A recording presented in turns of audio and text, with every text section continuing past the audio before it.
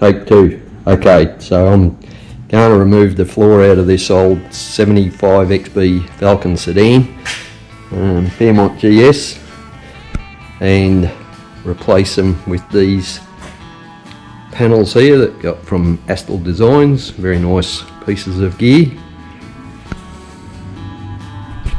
So I've got most of the left hand side boot floor out of this thing. Found a bit more rubbish that I'll have to repair, but anyway, getting somewhere. Welcome back to me. This job just got a whole lot bigger. So just removed some rubbish sections that had been replaced before. Have ordered some new bits and pieces for the sections. So here's a little bit more that I've just cut out. In the process of repairing that piece.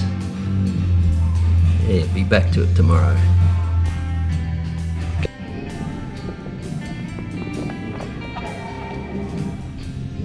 Here's a piece that I just roughly made up for this rotten old piece of crap.